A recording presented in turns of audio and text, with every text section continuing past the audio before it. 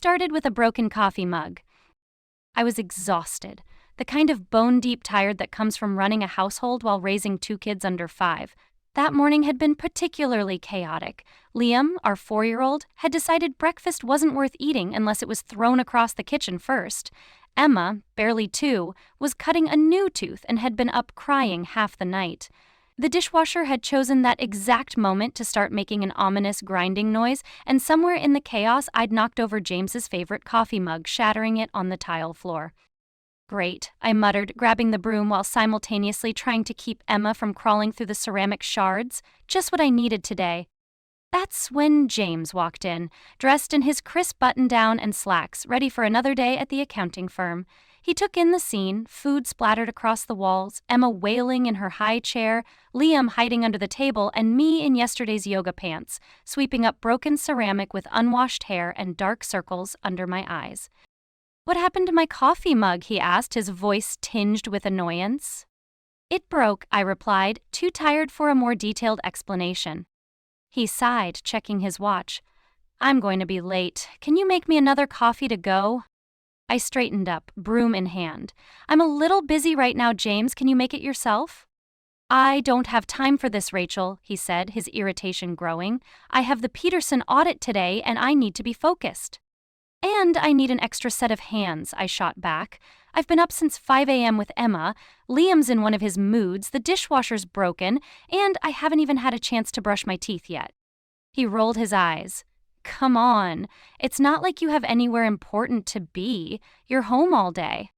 I froze, the broom handle tight in my grip. "Excuse me?" "I didn't mean it like that," he backpedaled, but the damage was done.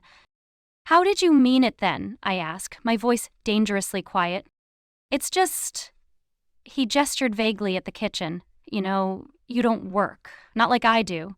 You get to stay home with the kids."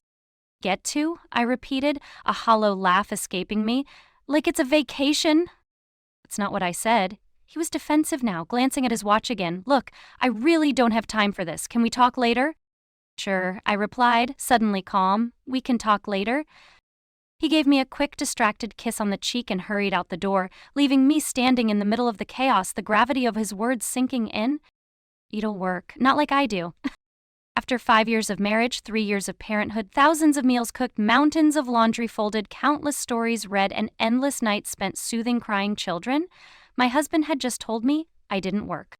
I put the broom down and walked to the kitchen table, sitting heavily.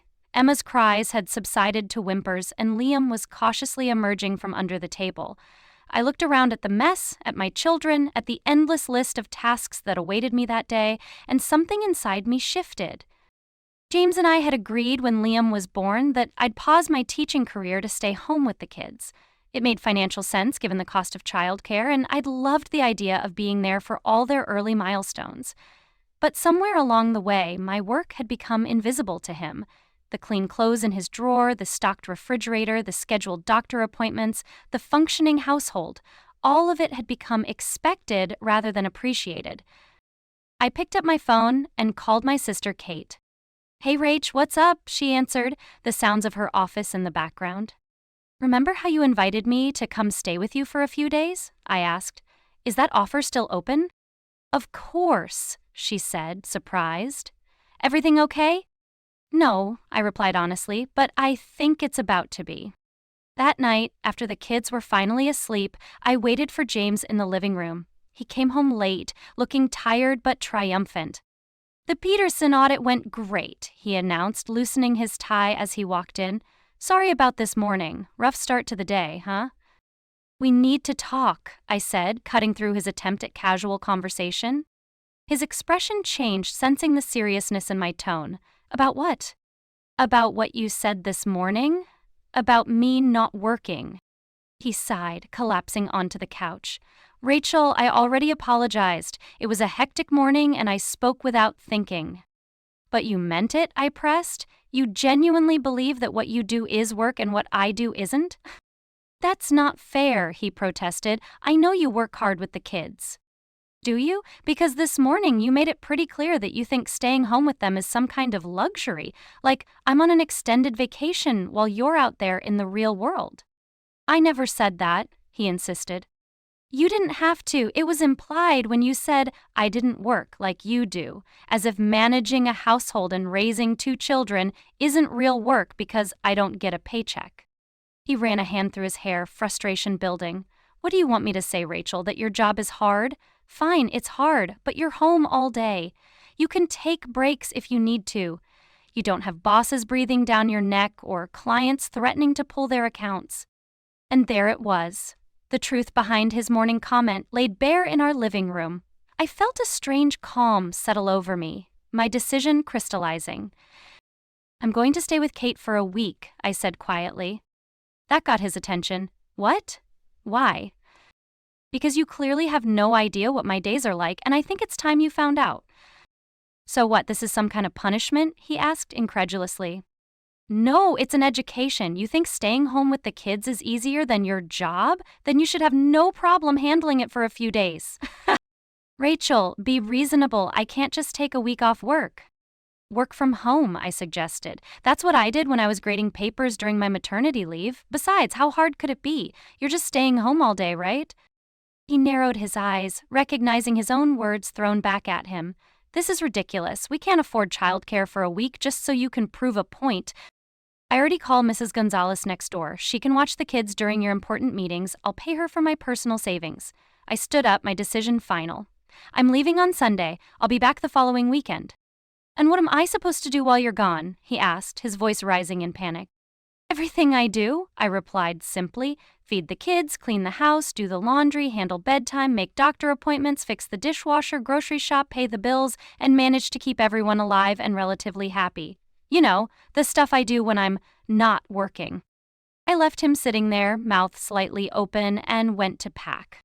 Sunday morning came quickly. I'd spent the previous days preparing, making lists, writing down the kids' schedules, noting emergency contacts, and explaining to Liam that Mommy was going to visit Aunt Kate for a little while and Daddy would be taking care of them. But who will make my peanut butter sandwich? Daddy doesn't cut it right, Liam asked, his little face serious. Daddy will learn, I assured him, hugging him tightly. James had been sullen since our conversation, moving between annoyed and anxious as the reality of my impending absence set in. On Sunday morning, as I loaded my suitcase into the car, he made one last attempt. This is unnecessary, he said, holding Emma on his hip. I get it, you work hard. Point made. I kissed Emma's chubby cheek, then Liam's forehead as he clung to James's leg. It's not about making a point anymore. It's about you truly understanding what you've been taking for granted. Before he could respond, I got in the car and drove away, watching my family grow smaller in the rearview mirror. A mixture of guilt and relief washed over me. For the first time in years, I had a week entirely to myself. No schedules to maintain, no needs to meet except my own. It was liberating and terrifying all at once. Kate's apartment in the city was a stark contrast to our suburban home. Clean, quiet, and devoid of tiny fingerprints on every surface. She welcomed me with a glass of wine and no judgment. So, he really said you don't work? She asked as we settled onto her couch that evening. Essentially, yes, I confirmed. He thinks his job is real work and mine is, I don't know, playing house? Men, Kate muttered, shaking her head. Has he called yet? I checked my phone. Nope, day one is probably fine. He took the kids to the park this morning and they usually go down easy on Sundays because they're tired. Just wait, Kate said with a knowing smile. Monday is going to be a whole different story. She was right. Monday morning brought the first text, where do we keep Liam's backup inhaler? I responded simply, medicine cabinet left side behind the thermometer. An hour later, Emma won't stop crying and she feels warm.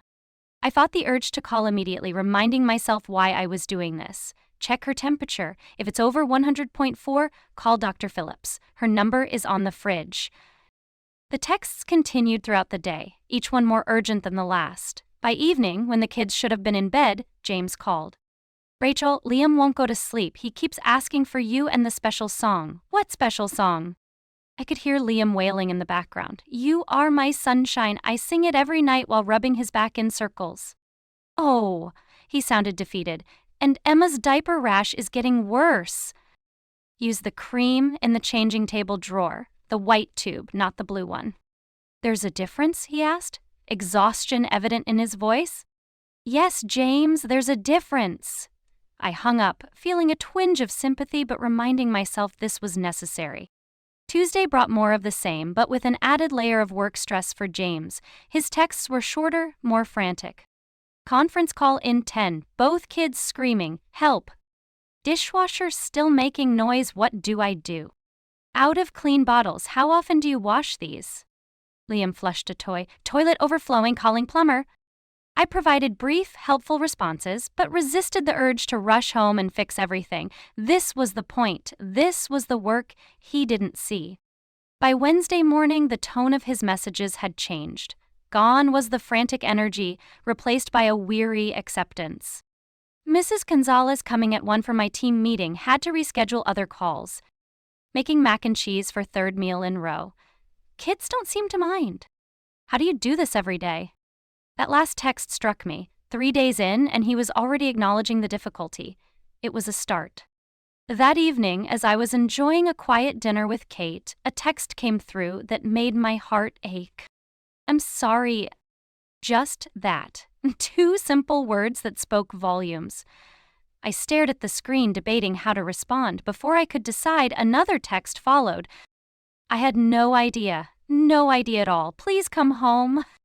I typed back, Sunday as planned, you've got this. He didn't respond, and I tried not to worry about what that meant. Thursday and Friday passed with fewer texts. Those that did come through were more competent, more assured. Found backup sitter for tomorrow's meeting or fixed dishwasher with YouTube tutorial. James was adapting, learning the rhythms of our household the way I had years ago. Saturday morning, I received a single text. What time are you coming home tomorrow? I replied, around noon. We'll be waiting, he wrote back. That night, my last at Kate's, she raised a glass to me. To standing your ground, she toasted. I clinked my glass against hers. I feel guilty, I admitted. Like I abandoned them.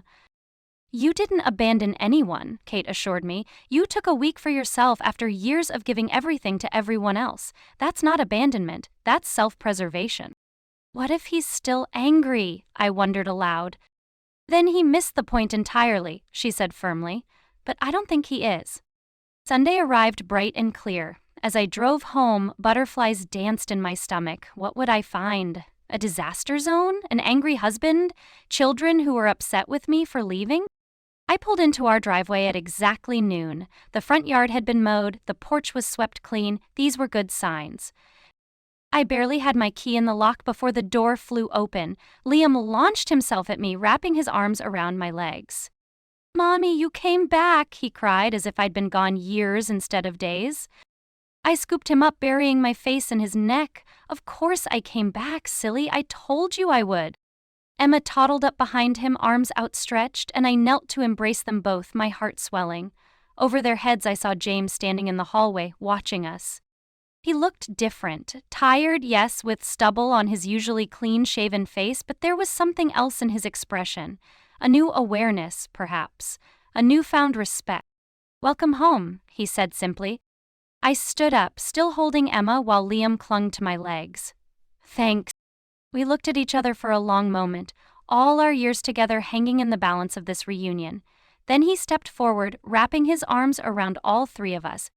I'm so sorry, he whispered into my hair. I had no idea at all. The house, I noticed as we moved inside, was surprisingly clean. Not perfect, but far from the disaster zone I'd half expected. The dishes were done, the laundry was folded, if not put away, and the living room had been vacuumed. On the dining table sat a vase of fresh flowers, my favorite takeout from the Thai place across town, and a bottle of wine. The kids already ate, James explained. I thought we could have lunch together while they have quiet time. Quiet time. He'd even maintained their schedule. As I settled the children with books and toys, James set out our lunch. We sat across from each other, the weight of the week between us. I was wrong, he said without preamble. What you do every day, it's more than work, I don't even have words for it. I took a bite of pad thai, giving him space to continue. By Tuesday I was drowning, he admitted. The constant demands, the multitasking, the emotional labor of keeping everyone happy while managing a household. I couldn't believe this was your everyday life. It's not easy, I agreed. It's relentless, he corrected. There are no breaks, no weekends, no clocking out, and the worst part is, when it's done right, it's invisible. I never saw the work because you made it look effortless. I felt tears prick at my eyes. Finally, he understood. I called my boss on Thursday, he continued.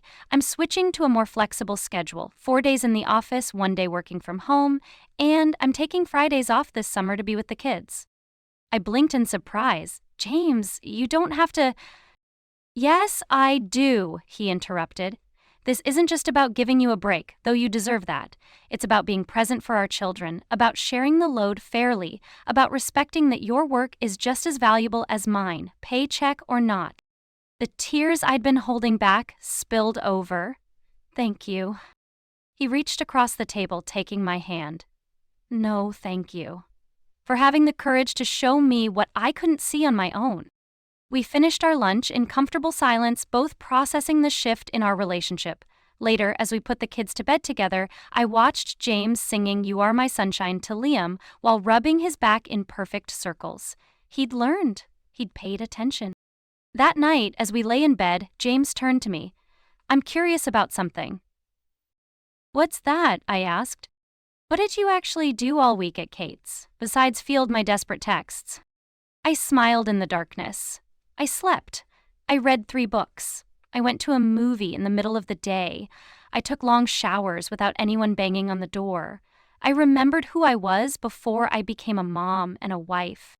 And who is that? He asked softly. Someone who loves her family fiercely, but needs to remember she's a person too, someone who works incredibly hard and deserves recognition for it.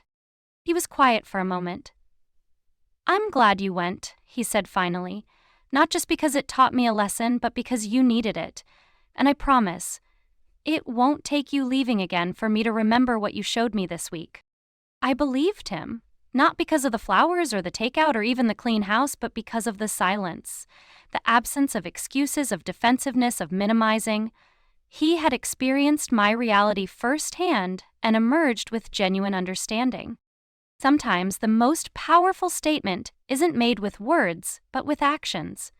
I had shown James the truth of my daily life, and in return he had shown me that he was capable of growth, of change, of seeing me truly for perhaps the first time in years. It wasn't perfect. We still had work to do, habits to change, patterns to break. But as I drifted off to sleep beside my husband, in a house that felt more like a partnership than it had in years, I knew we had taken the first step toward a more balanced future. All it took was a broken coffee mug, a week apart, and the courage to insist on being seen.